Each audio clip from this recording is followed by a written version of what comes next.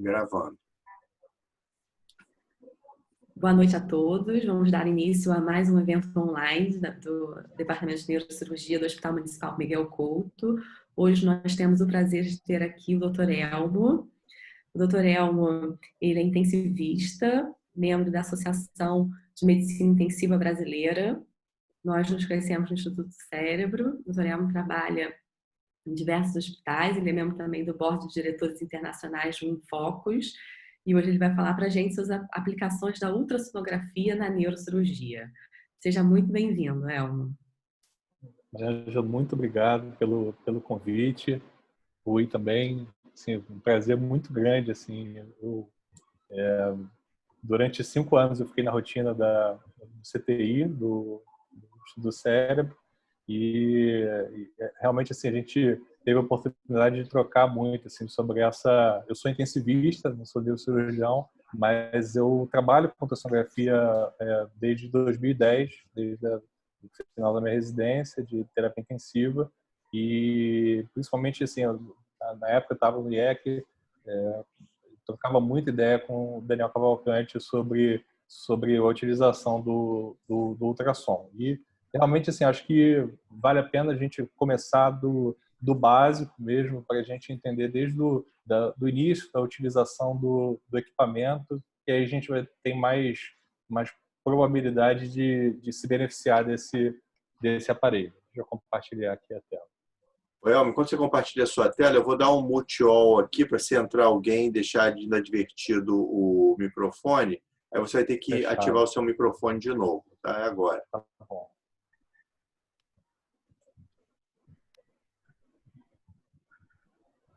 Tá. Beleza.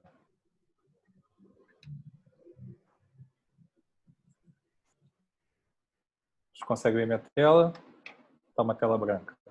Tela branca.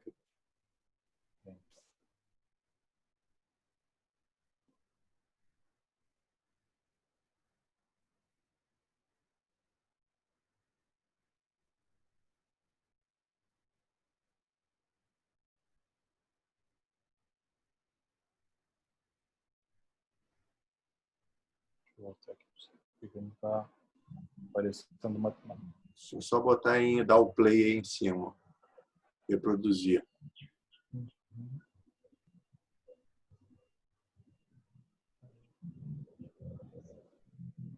Só tem que clicar aqui em cima no reproduzir.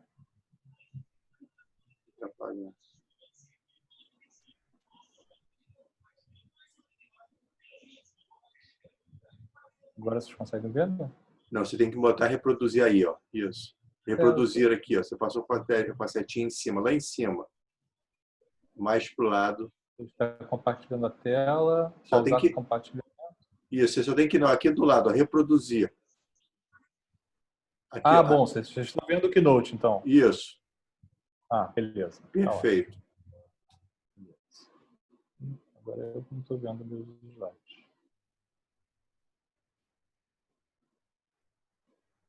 Desculpa.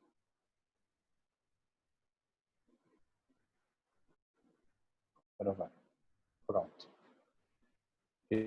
A gente vai começar, então, com a utilização do equipamento.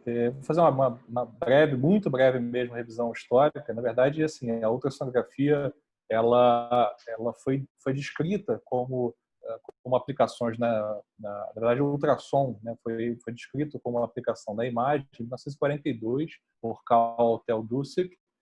Esse artigo fala da possibilidade de utilizar vibrações mecânicas de alta frequência como uma ferramenta diagnóstica, e justamente a primeira utilização proposta do hiperfonógrafo foi justamente para imagens intracranianas.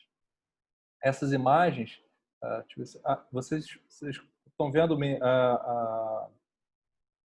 só o Keynote ou vocês conseguem ver? A gente está vendo como o seu slide normal, como sendo a apresentação normal. Perfeito. Está ótimo, está ótimo. Então, realmente, a primeira proposta de utilização do ultrassom para fins de imagem foi realmente do sistema nervoso central. A tecnologia ela evoluiu muito ao longo dos anos. Na década de 50, começou a ter algum tipo de de conversa na literatura sobre a possibilidade de visualização de tumores intracranianos com a ultrassonografia, mas realmente foi só a partir da década de 90 que a utilização do ultrassom como uma ferramenta adjunta no intraoperatório passou a ser utilizada em mais larga escala. Mas o ultrassom, é importante a gente dar um passo atrás e lembrar que o ultrassom é uma onda, e as ondas elas podem ser de dois tipos, as ondas eletromagnéticas e as ondas mecânicas. A diferença é que as ondas mecânicas precisam de um meio para se propagar e o ultrassom é uma onda mecânica, então precisa de um meio para se propagar. E o ultrassom se propaga nos nossos tecidos biológicos. Quais são as características das ondas que a gente precisa conhecer para, de fato, entender o ultrassom? Primeiro, comprimento de onda, que é o início da onda até o início da onda seguinte. Essa distância entre o início de uma onda até o início da onda seguinte. Então, a gente está vendo duas ondas na tela, uma onda em cima, que tem um grande comprimento de onda, a onda de baixo, que tem um pequeno comprimento de onda. Mas, normalmente, no dia a dia, a gente não fala sobre comprimento de onda, a gente fala sobre frequência, e se a velocidade é constante, a gente lembra lá do ensino médio, né, V igual a lambda F, velocidade igual ao comprimento de onda vezes a frequência. Se a velocidade é constante, e a velocidade é praticamente constante nos tecidos biológicos, 1.540 metros por segundo, a gente pode dizer que a frequência é o inverso do comprimento de onda. Então, vocês podem imaginar que se eu tenho um grande comprimento de onda, eu consigo chegar até estruturas profundas. Passo por estruturas superficiais e chego também a estruturas profundas. Poxa, mas por que na prática clínica eu utilizo ora uma frequência maior, ora uma frequência menor, ora um comprimento de onda maior, ora um comprimento de onda menor? Imagina que eu tenho esses dois pontos A e B que estão examinados por um grande comprimento de onda, ou seja, por uma baixa frequência, e o que acontece é que esses dois pontos A e B eles caem na mesma onda, portanto eles só fornecem informação equivalente a um pixel, um ponto brilhante na tela. Quando esses mesmos pontos A e B agora são examinados por uma onda de menor comprimento de onda, ou seja, de mais alta frequência, aí sim caem em ondas diferentes, a gente consegue discriminar, consegue ter uma melhor resolução da imagem. Quanto maior a frequência, portanto, melhor a resolução da imagem. Por fim, a amplitude. A amplitude da imagem é uma característica a amplitude da onda é uma característica que se relaciona com o brilho da tela, com o ganho, e a gente vai falar um pouquinho mais adiante. Quando a gente trabalha com ultrassonografia, praticamente todos os aparelhos de ultrassonografia têm essas três sondas, né? Pelo menos duas sondas, uma sonda de alta frequência e uma sonda de baixa frequência. Quando a gente fala de ultrassom diagnóstico, a gente está falando de ondas numa faixa de megahertz. Então, de 1 a 5 megahertz, eu estou falando de baixa frequência, 5 a 10 megahertz, uma frequência moderada, e mais que 10 megahertz, uma frequência alta. Então, imagina, o que vai caracterizar cada uma das sondas? Além da frequência, o seu footprint, o formato do seu footprint. Footprint é essa região cinza da sonda, que é o que eu vou encostar na pele do paciente, no tecido biológico, na dura mater, por exemplo, ou diretamente no parênquima cerebral, com ele, obviamente, com a sonda, obviamente, protegida por uma capa estéreo. Então, eu tenho aqui três tipos de sondas a partir dos seus footprints. Uma sonda convexa da esquerda, a do meio a sonda linear e da direita a sonda setorial. Eu consigo observar, mesmo que eu não esteja vendo a sonda, eu consigo dizer qual tipo de sonda é utilizada olhando a imagem. Para quem não está ainda habituado a utilizar a ultrassonografia, olha a imagem abaixo da sonda convexa. A região mais superior da imagem é a pele do paciente, a região mais superficial. Aqui do lado direito da tela do ultrassom, a gente tem uma escala de profundidades. Então, o 0 é justamente aqui a pele. Então, eu estou observando que o formato do footprint é um formato convexo. Na imagem do meio, uma sonda linear, portanto, eu consigo olhar na imagem realmente um footprint linear. E, por fim, essa terceira sonda que eu chamo de sonda setorial. A sonda setorial ela tem esse nome porque ela tem um pequeno footprint, porém o ultrassom ele diverge a partir do footprint, formando a imagem do setor de um círculo. Por isso, sonda setorial. A sonda convexa é uma sonda de baixa frequência, 2 a 5 MHz. A sonda linear é uma sonda de alta frequência, 6 a 13 MHz, na verdade, de uma frequência moderada a alta, 6 a 13 MHz. E a sonda setorial é uma sonda de 1 a 5 MHz. Em média, de aparelho para aparelho pode ter alguma variação. Mas por que a gente tem duas sondas de baixa frequência e uma de alta frequência? Qual é a diferença, então, já que a frequência é muito parecida entre a setorial e a convexa, a diferença é o formato do footprint. E aí, quando que eu vou utilizar a sonda setorial, quando que eu vou utilizar a sonda convexa? Isso vai depender da minha janela acústica. O que é uma janela acústica? É o local, é o tamanho do local por onde o ultrassom passa até chegar na imagem de interesse. Janela acústica, então, é o local por onde o ultrassom passa até chegar na imagem de interesse. Então, se eu estou realizando um exame abdominal, por exemplo, eu não tenho ossos atrapalhando no meu exame, porque o ultrassom ele não gosta de ar e ele não gosta de estruturas com cálcio. O ultrassom ele é absorvido e refletido quando eu tenho ar e osso. Portanto, se eu tenho um exame abdominal, eu posso realizar uma sonda convexa, posso realizar o exame com uma sonda convexa sem problema nenhum. Ela tem uma vantagem, inclusive, em relação à sonda setorial, que ela é uma sonda que tem um grande footprint, portanto, abriga diversos elementos piezoelétricos, diversos elementos que cada um deles podem aumentar a resolução. Se eu tenho uma maior quantidade de elementos piezoelétricos, eu também tenho uma melhor resolução de imagem.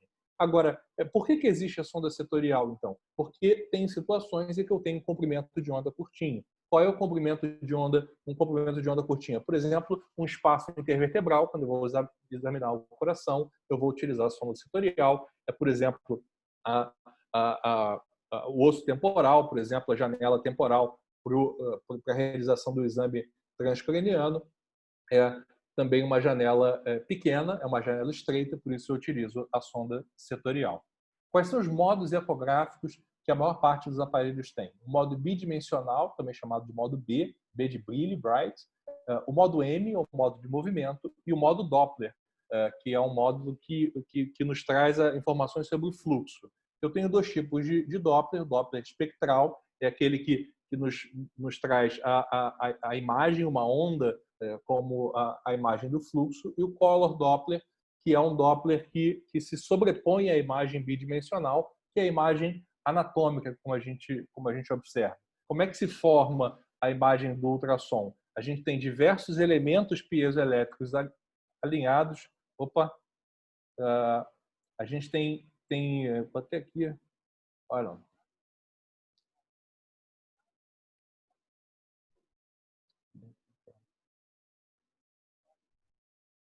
Do mar.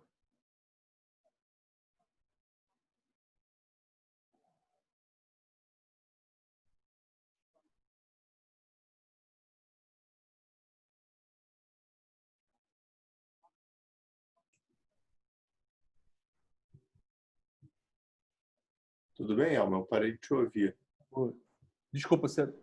eu achei que você estava ouvindo o som do meu equipamento. Não, o som do equipamento não sai no Zoom, não. Ok. Então, esse fenômeno acontece para cada elemento, de modo que, quando cada eco retorna, surge um pixel brilhando na tela, formando a imagem da interface entre o peixe e a água do mar. Porém, não é apenas a interface mais próxima à sonda que é representada na tela. Vamos entender o que acontece usando apenas um elemento. No momento em que o ultrassom atinge a primeira interface, parte da energia sofre refração, continuando o seu caminho mais profundamente. E parte sofre reflexão. Portanto, o mesmo pulso pode gerar mais de um eco, que retornam à sonda em momentos diferentes, pois se originaram em profundidade diferente. Como é que ficaria a imagem final? Então, é assim que a gente vê a imagem do peixe, e dessa forma que a gente vê diferentes profundidades na imagem. E a gente tem uma vantagem adicional do ultrassom, que o ultrassom é uma imagem dinâmica, uma imagem que se movimenta. Se a gente está olhando essa imagem estática, nem todos conseguem discriminar de que estrutura a gente está observando, mas quando essa imagem passa a ser dinâmica, a gente pode observar facilmente que se trata de um dálmata. Da mesma forma quando a gente faz um exame cardíaco, a gente consegue facilmente discriminar que a região mais superior da tela é o ápice do ventrículo esquerdo. O ventrículo esquerdo é essa maior massa, uma massa anecoica, é o sangue no ventrículo. O sangue em movimento, ele é anecoico. O sangue, quando passa a ficar num hematoma, por exemplo, quando ele passa a se tornar um cisto hemorrágico, por exemplo, ele está encapsulado, ele passa a ficar hiperecogênico, mas o fluxo, quando ele é livre, quando o fluxo do sangue é livre, o fluxo do líquido é livre, ele é de fato anecoico, como a água normal.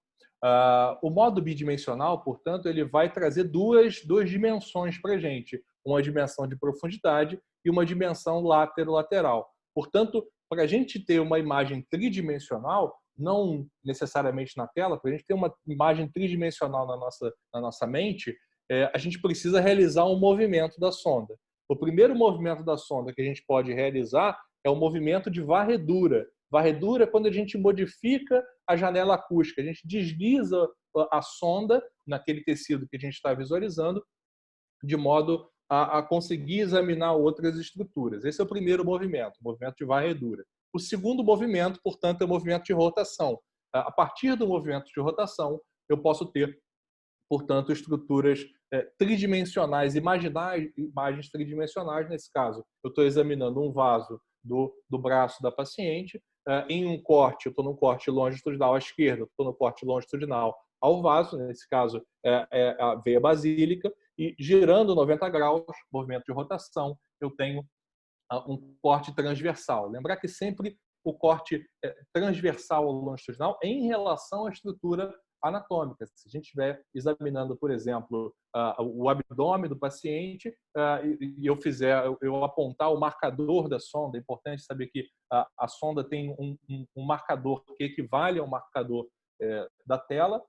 Se eu apontar esse marcador, por exemplo, para a cabeça do paciente, eu tenho um corte longitudinal do paciente. Se eu apontar para a direita do paciente, eu tenho um corte transversal, um corte axial do paciente. Mas se eu apontar para o ombro, por exemplo, o ombro direito do paciente, em relação ao abdômen, é um corte oblíquo. Mas em relação à veia porta, por exemplo, eu estou num corte longitudinal. Então, sempre eu chamo os cortes, eu denomino os cortes longitudinais e transversais de acordo com a estrutura que ele está examinando. Então, aqui nessa imagem, a gente está observando que a sonda tem um marcador, uma pequena indentação na sua região lateral, no caso aqui na região lateral esquerda, e essa indentação, esse marcador da sonda corresponde ao marcador da tela. Esse marcador da sonda ele é essencial para a nossa orientação. Essencial. Por quê? Porque existe uma regra. Quando o ultrassonografista faz a imagem, ele costuma guardar a regra de que a imagem, o marcador da sonda está voltado para a direita do paciente. E, na verdade, essa regra é uma regra que ela é limitada. É uma regra que não vale para todas as situações. Porque, realmente, se você estiver numa posição do ultrassonografista, de fato, o marcador da sonda está voltado, o marcador da tela está voltado para a direita do paciente, o marcador da sonda está voltado para a direita do paciente. Mas, por exemplo, se a gente estiver na região cefálica do paciente realizando um procedimento, o marcador da tela agora está voltado para a esquerda do paciente. Eu não vou deixar o marcador da sonda voltado para a direita. Quem manda no marcador da sonda é o marcador da tela. Essa é uma regra aí universal. Quem manda no marcador da sonda é o marcador da tela. Então, nesse caso de uma imagem bidimensional, a gente observou o marcador da sonda voltada para o mesmo lado do marcador da tela. O modo M é um modo de movimento. Ele atualmente, como é que ele é feito? Na verdade, historicamente, ele até veio antes do modo bidimensional. Mas atualmente, como é que ele é realizado? Imagina que eu tenho vários elementos piezoelétricos na região do footprint e aí eu desligo todos os elementos menos um elemento piezoelétrico.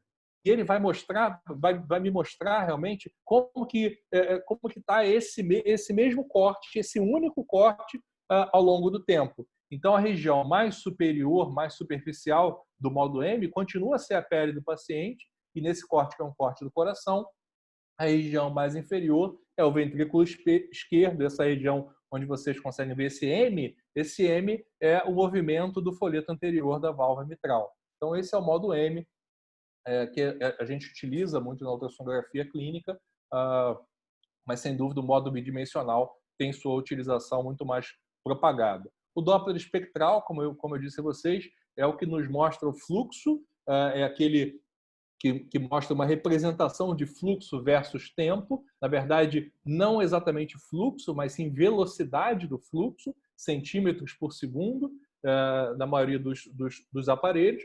E esse Doppler espectral, que mostra um espectro da velocidade do fluxo, ele pode ter dois tipos: o Doppler pulsado e Doppler contínuo. A utilização do Doppler contínuo ele é restrito em ultrassonografia cardíaca, que as velocidades do ultrassom chegam a metros por segundo, a realmente velocidades muito altas. Então, de fato, a utilização é restrita à ecocardiografia. O Doppler pulsado, por outro lado, ele é utilizado em diversas outras aplicações, inclusive o Doppler transcraniano.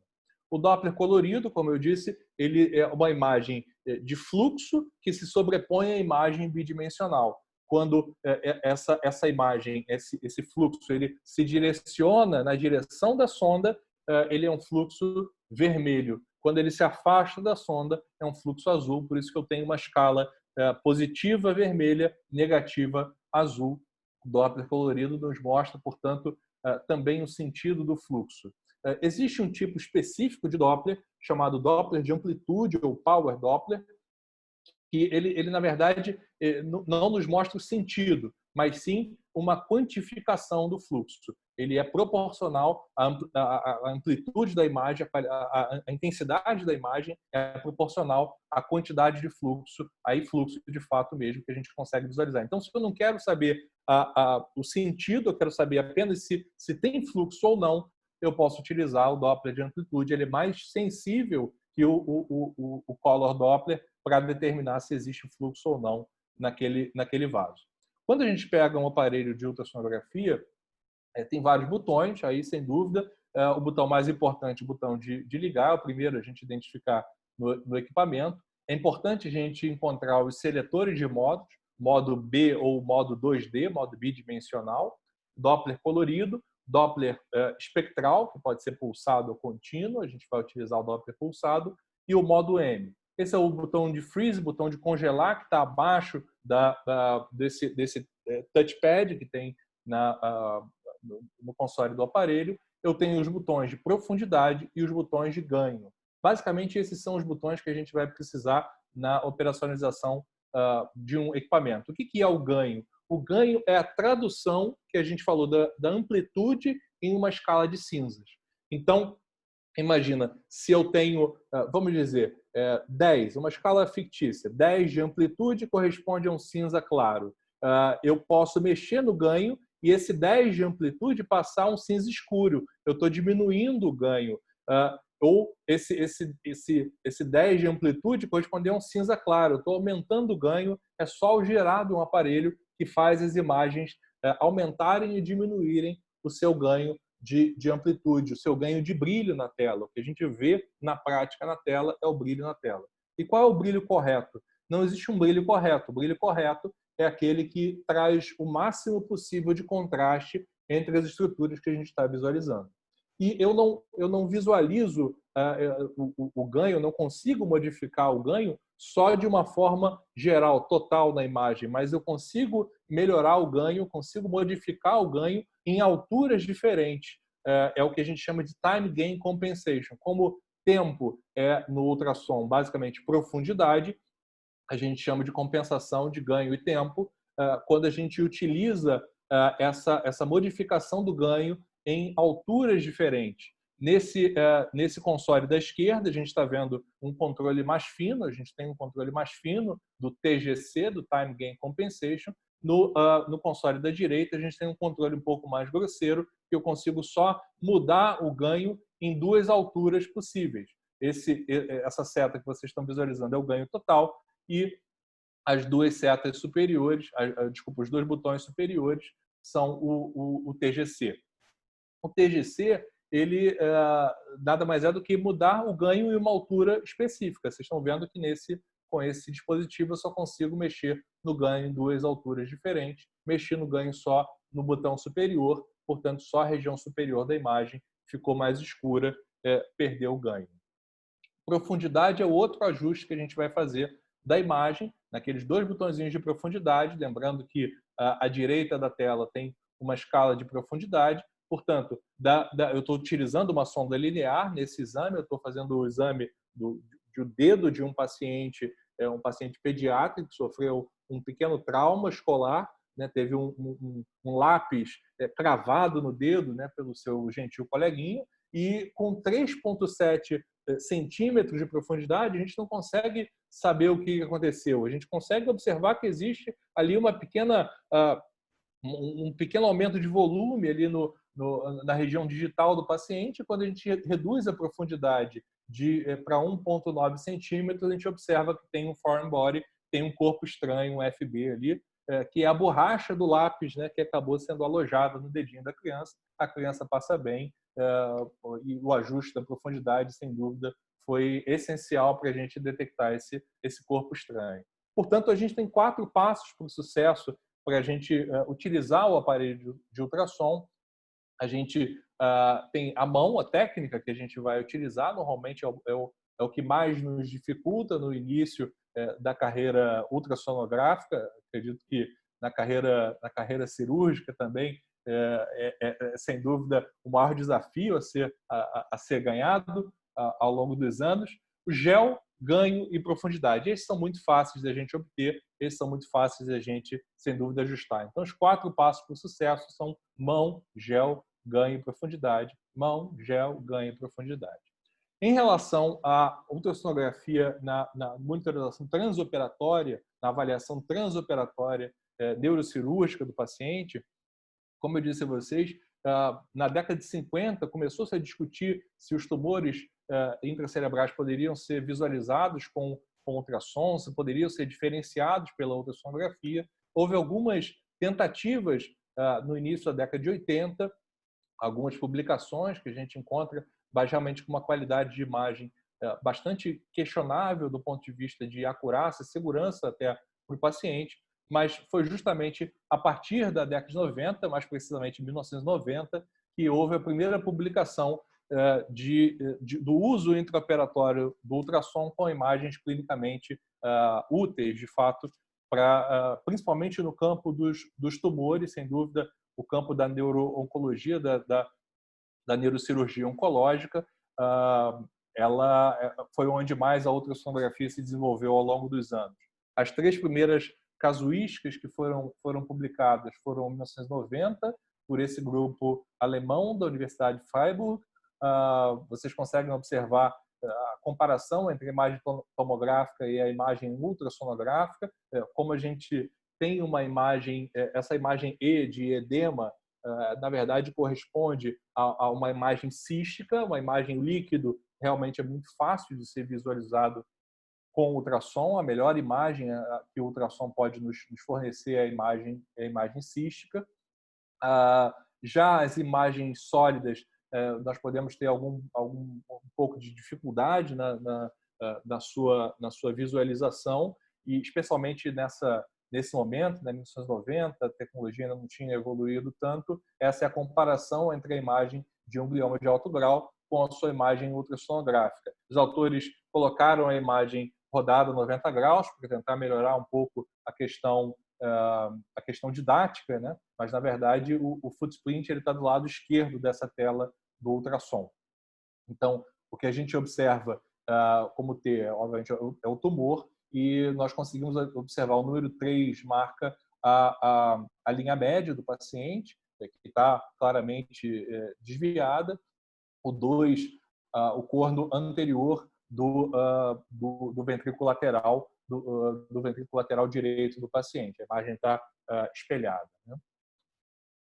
Em 91 foi publicada a casuística de um grupo inglês do Royal Hampshire Hospital em Sheffield, no Reino Unido, e essa foi uma casuística que realmente mostrou uma revisão histórica sobre o que a gente tinha até agora, desde o início da década de 50, 1954, mas realmente o interesse era mostrar, de fato, a casuística até então, a experiência até então do serviço, mais uma vez, imagens císticas, imagens com conteúdo líquido, e não sangue, não hematomas, imagens císticas, realmente uma acurácia muito boa em relação à tomografia, e imagens calcificadas também. Essa imagem hiperecogênica que a gente observa na imagem ultrassonográfica direita é uma calcificação, e mais abaixo dela na imagem, ou seja, mais profundamente, o que a gente observa é uma grande área anecóica. O que é essa área anecóica? Um ventrículo? Não, essa é uma área, é um artefato. Por quê? Porque o cálcio ele absorve grande parte do ultrassom, reflete um pouco também, mas ele absorve grande parte do ultrassom, de modo que o ultrassom não consegue mais sofrer refração até as áreas mais inferiores, formando aí sim um artefato, que é um artefato de sombra acústica posterior. Portanto, as imagens com cálcio, a mesma coisa quando a gente visualiza as costelas com uma sonda convexa, a gente vai observar essas imagens falhadas de sombras acústicas posteriores. Em 96, essa publicação da Universidade de Trondheim, na Noruega, que utilizou diversos tipos de sondas. Essa foi uma grande contribuição dessa publicação, que utilizou sondas de baixa até altíssima frequência, 30 MHz na época. Sendo dúvida, até hoje, clinicamente, é muito difícil a gente encontrar uma sonda com mais do que 15 MHz, 30 MHz. Realmente, poucos aparelhos dispõem de uma sonda com tão alta frequência. E realmente essa foi a primeira experiência lá de Trondheim, que começou em 1995, e eles publicaram logo em 1996, utilizando não só o modo bidimensional, mas também o modo Doppler, para diferenciar, por exemplo, um tumor muito próximo à artéria carótida interna, a diferenciação entre o tumor, o parênquima normal e a carótida interna utilizando o Doppler. Mas realmente, assim, durante os anos, houve diversas publicações dos avanços, principalmente, como eu disse, na neurocirurgia oncológica.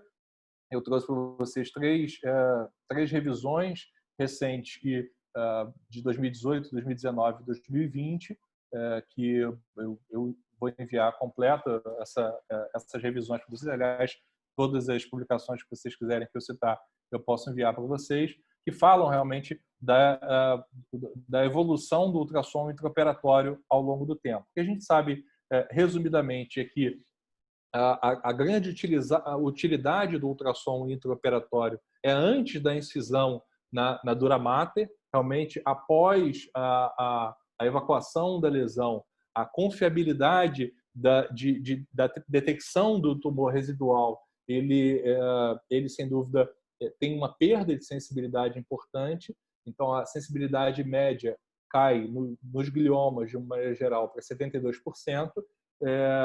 Lembrando ainda que tem uma especificidade boa, portanto, se você olhando a imagem ultrassonográfica, você tem certeza de que ali há uma imagem ainda de um tumor residual, provavelmente você está certo. Mas se você não vê uma imagem que você pensa que tenha tumor residual, se você acha que não tem tumor, pode haver tumor ainda em 28% dos casos.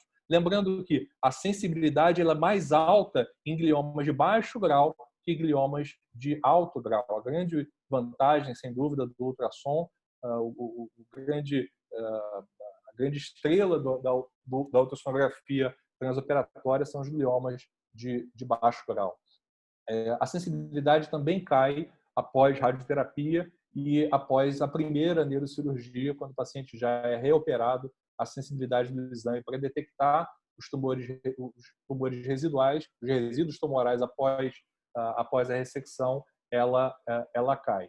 E essa é a última revisão, uma revisão de um grupo de Mumbai, na Índia, publicada recentemente, agora 17 de junho. Na verdade, um ensaio mais pictorial para mostrar realmente como é a experiência deles, algumas dicas para a utilização do aparelho. Por exemplo, eles utilizam a capa estéreo, não só, eles utilizam a sonda estéreo, não é uma prática comum aqui no nosso país, e eles utilizam uma capa estéreo que recobra completamente o aparelho. Então, o próprio cirurgião pode manipular o aparelho, ganha em profundidade durante a cirurgia, não depende de um assistente para isso, um assistente que não esteja paramentado. Eles chamam a atenção para a questão do posicionamento do paciente, de modo que o local da incisão cirúrgica, para facilitar o exame, seja sempre posicionado para a região superior, independente do local, se a cirurgia é uma cirurgia de fossa anterior ou fossa média ou fossa posterior. E aqui vocês estão vendo a utilização de duas sondas, uma sonda de altíssima frequência, uma sonda de 20 MHz, uma sonda linear que a gente chama de bastão de hóquei, que traz muita informação sobre a imagem, mas como ela é uma sonda de muito alta frequência, ela tem um baixo comprimento de onda, portanto, ela não consegue examinar as estruturas adjacentes ao tumor adequadamente. Quando a gente trabalha numa frequência intermediária, uma frequência alta, para nós que trabalhamos com ultrassonografia diagnóstica, acima de 10, entre 10 e 15 MHz, a gente tem a melhor contribuição tanto da resolução quanto da profundidade do exame das estruturas que circundam o tumor. Eles descrevem que utilizam bastante instilação de salina para facilitar no campo cirúrgico, para facilitar a visualização das lesões, a individualização das lesões. Então, por exemplo, essa é uma ressecção de um tumor de um glioma de alto grau, no início da ressecção, durante a ressecção e ao final da ressecção, a gente consegue observar essa linha hiperecogênica horizontal é a foice do cérebro, um tumor de lobo frontal. Então, eles comparam nessa revisão 4 formas de auxílio intraoperatório: a neuronavegação com ressonância, o ultrassom bidimensional, o neuronavegador com ultrassom tridimensional e o neuronavegador com ultrassom bidimensional, e comparam as vantagens e desvantagens de cada um. O ultrassom ele também é bastante útil na monitorização dos pacientes neurocríticos, de maneira geral, principalmente com a utilização do Doppler transcraniano e bainha do nervo óptico. Eu vou passar mais rápido nessas apresentações.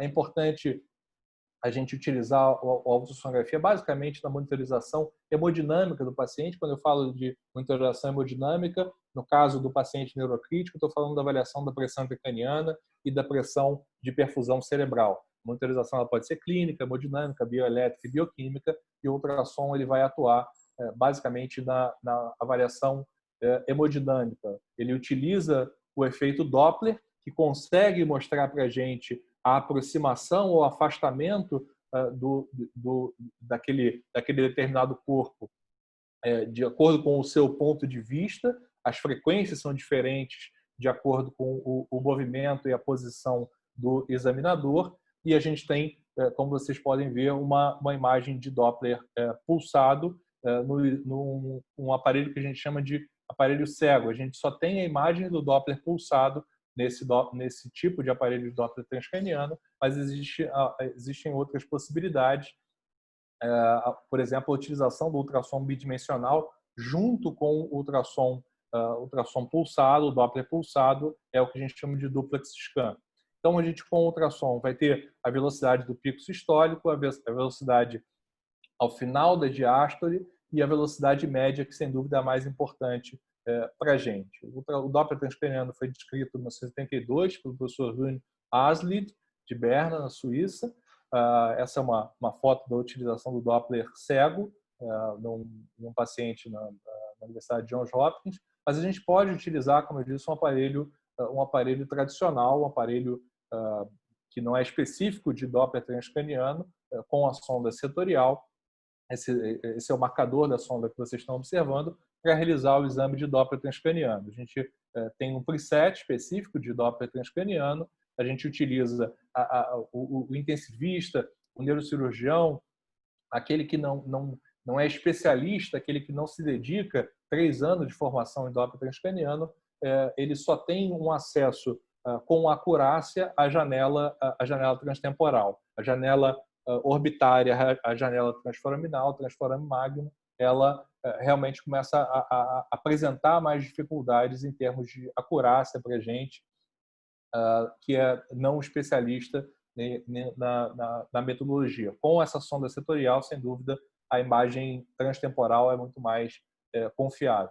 A gente faz uma pequena báscula, uma pequena inclinação de 10 a 20 graus em relação em relação à normal do paciente, 10 a 20 graus, e uma rotação também de 10 a 20 graus da sonda, com o marcador voltado para a região frontal do paciente. Essa é a altura do mesencéfalo do paciente, onde a gente está observando um exame de Doppler colorido. A gente pode, no caso do ultrassom bidimensional, no caso do ultrassom tradicional, a gente pode utilizar os 3 modos. O modo bidimensional, o Doppler pulsado e o Doppler colorido, que inclusive nos traz mais confiabilidade para ter certeza que aquela imagem corresponde à artéria cerebral média, por exemplo, e colocar o marcador, o gate, que a gente chama do Doppler pulsado, em cima daquele vaso e ter certeza de que vaso que a gente está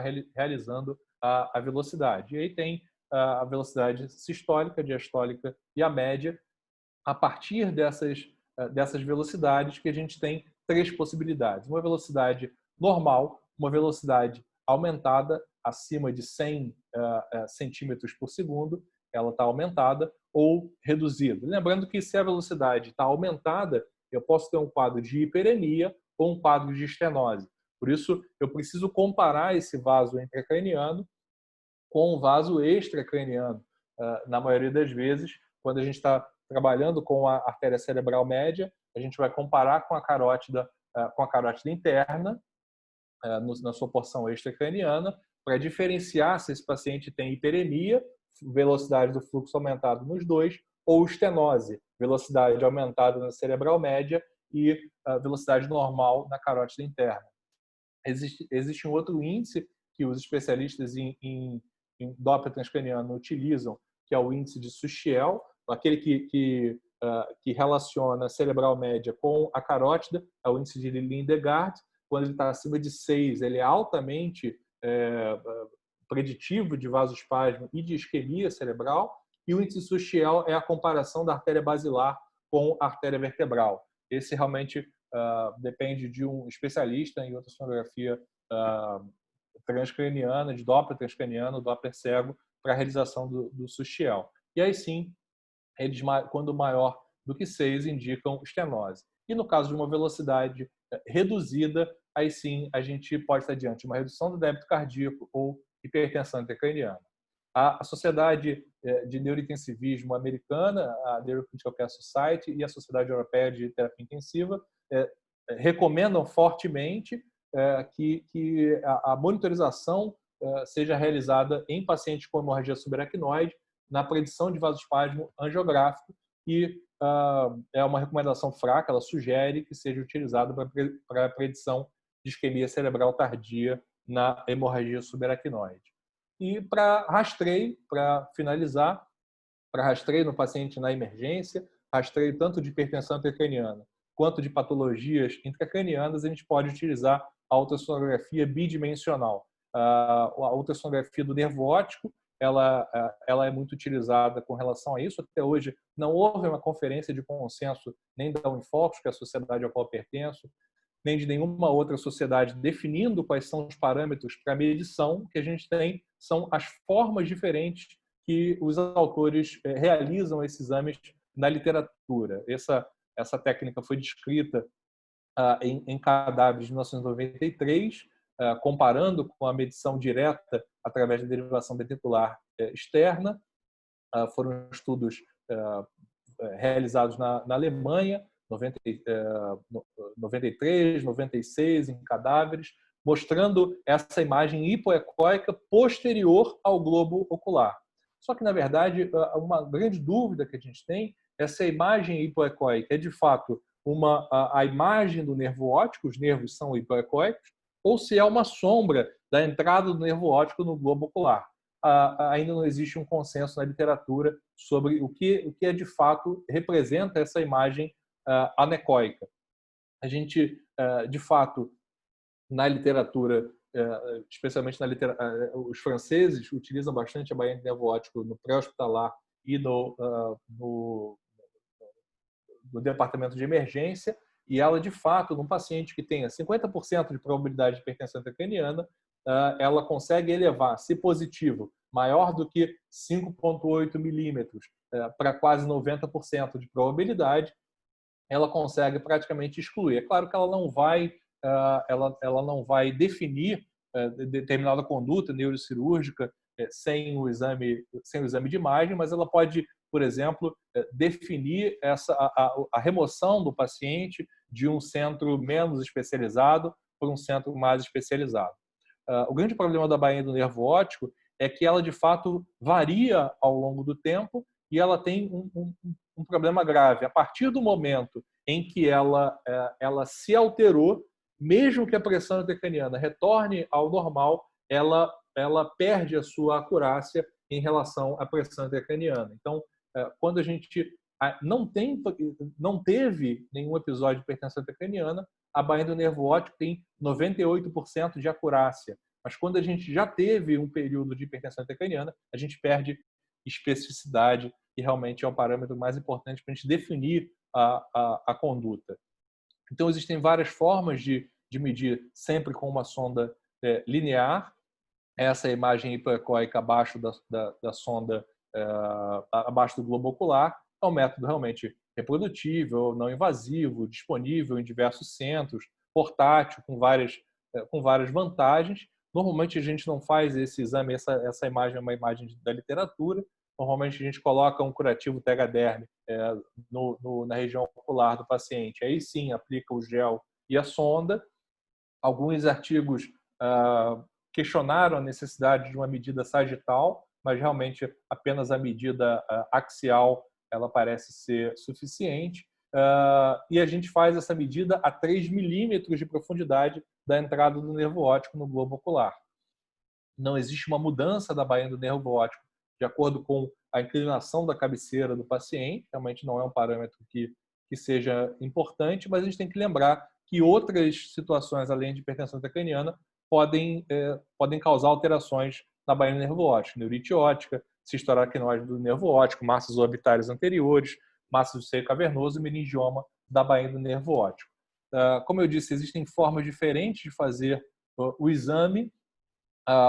Os grupos que utilizam a ressonância como padrão ouro fazem essa medida da imagem externa, da borda externa até a borda externa da imagem. Portanto, encontram valores mais altos, em torno de 5,8.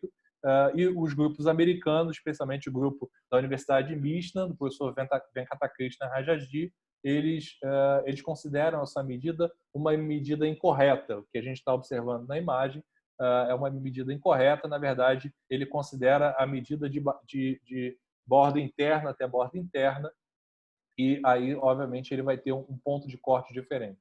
A nossa conclusão aqui, independentemente da forma como você realizar o exame, o importante é ter a noção de qual é o ponto de corte adequado. Se eu faço a medida de borda externa da bainha, eu tenho 5,8 como ponto de corte melhor acurácia, e quando eu faço medida interna, eu tenho 5 milímetros como ponto de melhor acurácia. Foi o que esses 4,8, na verdade, foi o que o professor Venkatakrishna Rajaji encontrou na meta-análise dele. E, para finalizar, o ultrassom transcraniano através do osso temporal bidimensional também pode ser utilizado com a mesma inclinação, mesma técnica do Doppler transcraniano. A gente consegue, essa obviamente é uma imagem de tomografia, mas observem a semelhança Isso é uma imagem por cima da calota, a gente consegue observar principalmente o mesencéfalo, a nossa principal estrutura anatômica a ser identificada. O mesencéfalo, que é como se fosse um Mickey Mouse deitado de lado, a gente consegue observar as cisternas, tanto a cisterna interpenicular quanto a quadrigeminal nessa imagem. O líquor ele é mais hiperecogênico do que o tecido cerebral. Normalmente, esse é um paciente pós-hemorragia, pós-clipagem de uma doença aneurismática, um paciente pós-hemorragia subaracnoide, e o clipe ele é bastante hiperecogênico. O desvio de linha média também é possível ser visualizado com a ultrassonografia, realizando uma pequena báscula adicional, além do mesencéfalo, para a visualização do septo pelúceo do paciente. Essa é uma imagem de um hematoma intraparenquimatoso. Claro que é muito importante a gente correlacionar com a clínica do paciente, se ele tem uma clínica de um hematoma intraparenquimatoso, uma evolução aguda, mas essa correlação com a imagem que nós temos pós-craniectomia. Na literatura de 1998, para encontro, para acurácia da ultrassonografia para hematoma, ele tem uma sensibilidade de 95%, uma especificidade de 94%, portanto, uma acurácia bastante interessante na diferenciação entre a hemorragia intraparenquimatosa e AVC isquêmico, utilizando o dúplex transcraniano. E, além disso, não só para detecção, mas também para acompanhamento do volume. Também está publicado na Stroke em 2009 essa acurácia numa curva de Bland-Altman. E também hidrocefalia, a gente também tem uma grande acurácia na detecção de hidrocefalia. Tem um artigo do grupo da USP, publicado em Intensive Care Medicine, aí sim, num paciente craniectomizado, fica muito mais fácil a gente realizar o exame. Sem dúvida, assim, a ultrassonografia neurológica ela tem um enorme potencial. A tecnologia ela evoluiu muito ao longo dos anos e, na verdade, o que a gente batalha hoje no dia a dia, de fato, para o treinamento ser cada vez mais difundido. Essa é uma última revisão que foi publicada na Intensive Care Medicine e fala justamente sobre o uso da ultrassonografia bidimensional na utilização, na monitorização, na terapia intensiva de uma maneira geral. Queria agradecer muito pelo convite, mais uma vez. Eu estou disponível para discussão e perguntas. Elmo, queria agradecer pela sua apresentação. Você falou de um assunto que eu sou apaixonado há muitos anos por isso. Nós temos um V-scanzinho simples no serviço há anos e agora a gente ganhou um ultrassom maior que eu corri atrás para ganhar lá para o serviço, para ver se estimula os residentes a ver, porque é uma coisa que eu acho que facilita muito. Eu trabalho com um grupo da Universidade Livre de Barcelona, tem um colega lá que ele faz um trabalho comparativo entre a ressecção dos glioblastomas com o ultrassom comparado com o ALA. E ele está com a impressão que o nível da ressecção dele, a extensão da ressecção com o ultrassom é muito melhor do que com o ALA. Mesmo no glioma de alto grau. Mesmo no glioma de alto grau. Então, é uma coisa que tem uma curva de aprendizado. Você, na verdade, tem que habituar os seus olhos à imagem, mas claro, depois dessa sua aula fica muito mais simples para a gente aprender esses detalhes e tentar se aventurar um pouco mais. Então, meus parabéns, sua aula foi excepcional, muito boa e muito obrigado aí pelo aprendizado. Eu que agradeço. Deixa eu só te fazer uma perguntinha aqui. O líquor, ele é água. E como ele é água, sim, eu achava que ele fosse hipoecóico. Você me disse agora que ele é hiperecóico? Então, isso na verdade é assim, diversas imagens na literatura mostram o líquor como mais hiperecogênico do que o próprio tecido cerebral. né? Então, na verdade, assim, quando eu realizei os exames, estava fazendo a minha curva de aprendizado de ultrassom cerebral, eu realmente ficava com muita dúvida do que era de fato o líquor e do que era de fato o parênquima. Mas nas imagens da literatura que eu encontro são principalmente um líquor um pouco mais hiperecogênico do que o próprio mesencéfalo. Mas a gente tem, por exemplo, nas imagens do ventrículo lateral, não sei por que o ventrículo lateral poderia ser mais hipoecóico do que esses externos da base, por exemplo. É uma dúvida que eu tenho também.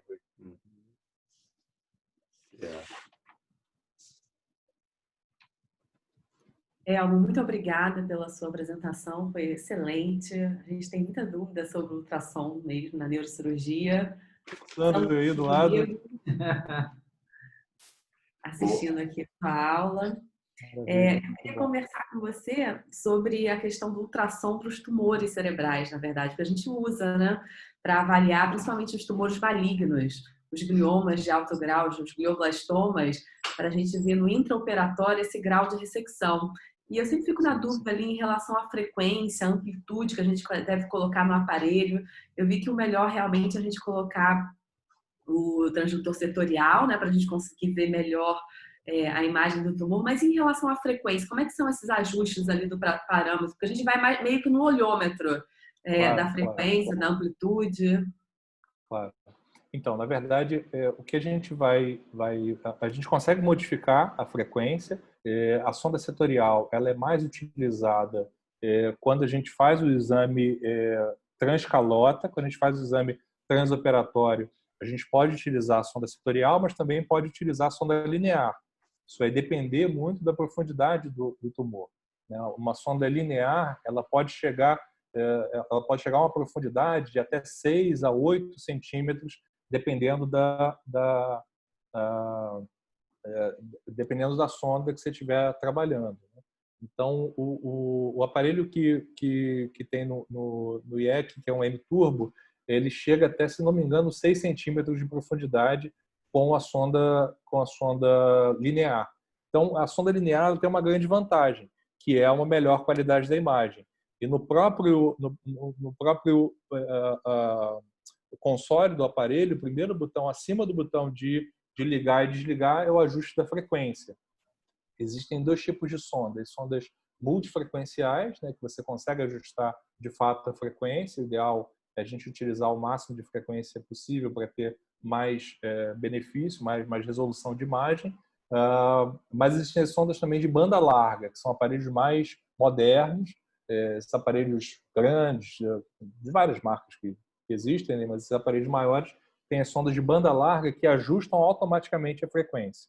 Mas normalmente você vai primeiro escolher a sonda correta de acordo com a profundidade da lesão. Então, o ideal é que se a lesão for uma lesão com a sua borda mais profunda, com menos de 6 centímetros de profundidade, a gente utiliza a sonda linear. Então, esse é o primeiro passo que te ajuda a definir melhor a imagem. E a segunda é realmente utilizar a máxima frequência que essa sonda tiver disponível. No caso da sonda multifrequencial, da sonda setorial, ela vai de 1 a 5 MHz, então a gente utilizar a frequência de 5 MHz. Tem alguns aparelhos que tem o númerozinho mesmo da sonda, o aparelho da GE, o aparelho da Mindray, esse tem um númerozinho. O da Sonosite, ele tem o High, Low e Medium, então é interessante a gente usar no High Frequency. E o ajuste de ganho, aí sim é o que o Rui falou muito da experiência de quem está realizando o exame. Porque o ajuste de ganho não tem um ganho certo, é o ganho que fornece o melhor contraste entre as estruturas possível. Então, realmente, é um ajuste que tem que ser feito ali durante a imagem, não tem um valor exato. É aquele que permite melhor diferenciação entre o tecido tumoral, por exemplo, e o parênquima sadio. Elmo, eu posso ter como princípio que a sonda linear, quanto maior a frequência, eu tenho uma maior definição próximo distal da estrutura que eu estou analisando, porque ela tem uma maior frequência, aquelas ondas são mais próximas. Perfeito. É isso? O grande problema é que o número de ondas que deixam o aparelho, ele é fixo, porque o ultrassom ele vai dissipando. O número de ondas que consegue chegar na profundidade, ele é fixo. Então, quando eu diminuo o comprimento de onda, eu aumento a frequência, eu só consigo examinar estruturas superficiais. Agora, quando eu trabalho com estruturas mais profundas, aí sim eu tenho que usar uma sonda de baixa frequência. Infelizmente, eu acabo perdendo a resolução da imagem. Entendi. E nessas lesões intramedulares, que a espessura é muito pequena, você sugere o uso de que tipo de sonda e de que frequência nessa estrutura?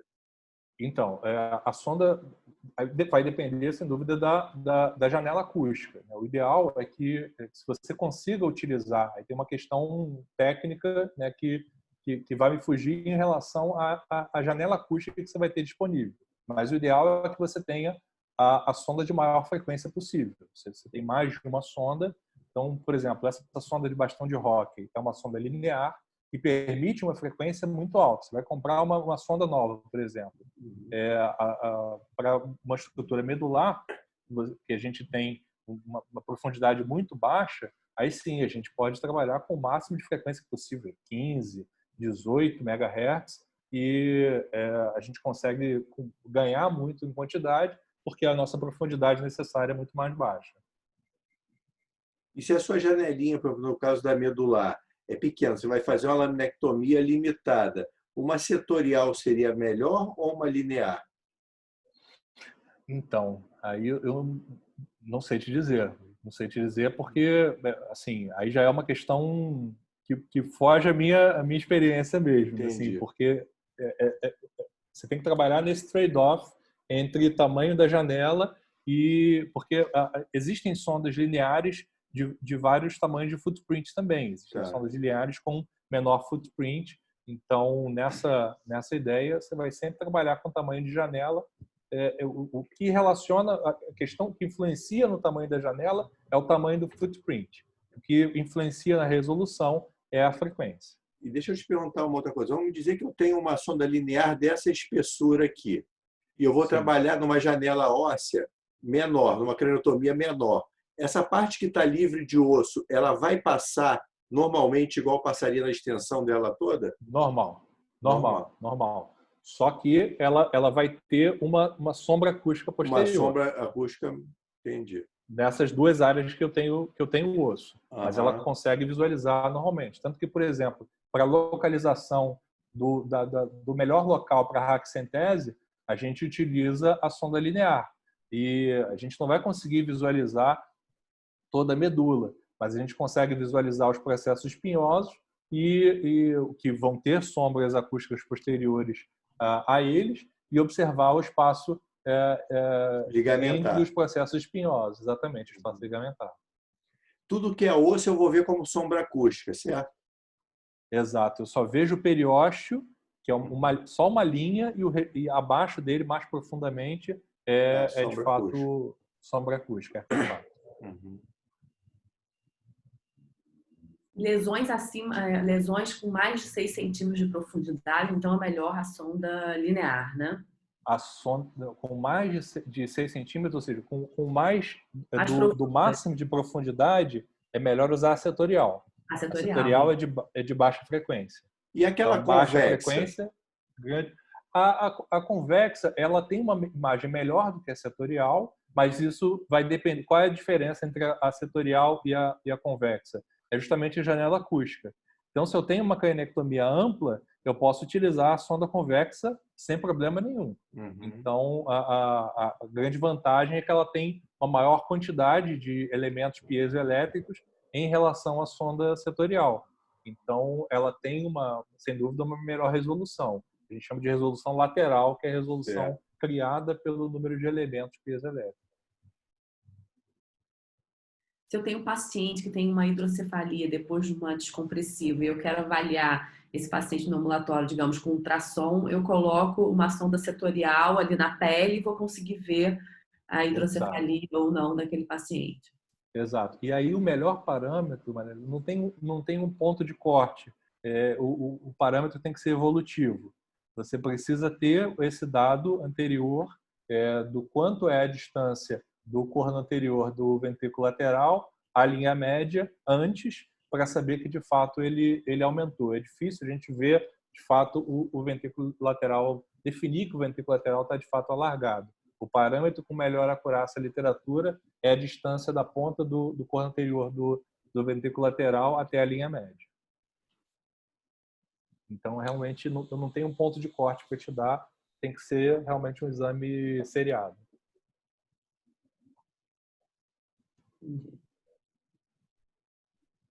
Tem alguém que queira fazer alguma pergunta para o Dr. Elmo? Alguém aí, o pessoal do Miguel Couto que está aí na sala assistindo? Ativa o microfone e aproveita a chance.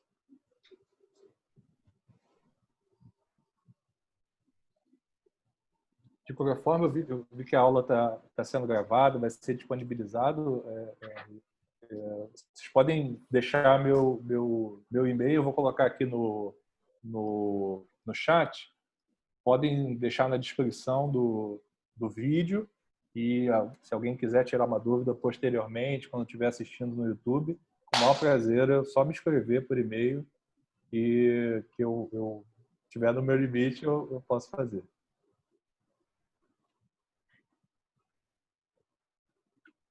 Muito obrigada, Elmo, pelas respostas. Tirou bastante dúvida, né, Rui? Acho que foi muito bom. Muito bom mesmo. Me animou bastante. Amanhã já vou começar a brincar lá mais ainda. Legal, maravilha. Esse é o maior objetivo mesmo, é estimular mesmo a utilização, porque às vezes o aparelho que fica ali parado e a gente acaba não utilizando. E você sabe, eu sabia ligar o aparelho, mas eu não sabia nada disso, aqueles ganhos onde você. Aí você via, eu até vejo coisas nas crinotomias descompressivas. Vejo o ventrículo, corte axial, corte coronal, vejo bem, tudo bonitinho. Agora, quando você quer ganhar e saber onde você pode melhorar, é que a gente não sabia. Então... Sim, é por isso que eu quis começar com essa questão da física, como utilizar, fazer o melhor ajuste do aparelho, que acho que é o que eu tenho para mais compartilhar com vocês e melhorar na técnica de vocês. Não, foi ótimo. Que bom, fico feliz. Obrigado, El, mais uma vez à disposição. Pela sua participação. Mariana, se você quiser encerrar com você. Ótimo, muito obrigada, Elmo, por estar aqui com a gente hoje. Foi uma excelente aula, aprendemos bastante. Parabéns pela exposição. Então, a aula vai estar disponível no nosso canal do YouTube, Neurocirurgia HMMC. Quando a aula estiver lá, eu posso te mandar o link para poder fazer a divulgação. Parabéns, Maravilha. muito obrigada a todos. Tá ótimo. Tchau, gente. Obrigado. Boa noite. Os artigos que tiverem interesse, podem me pedir diretamente, eu posso enviar para vocês. Queremos sim, por favor. Obrigado, El. Valeu, um abração. Tchau. Tchau, tchau.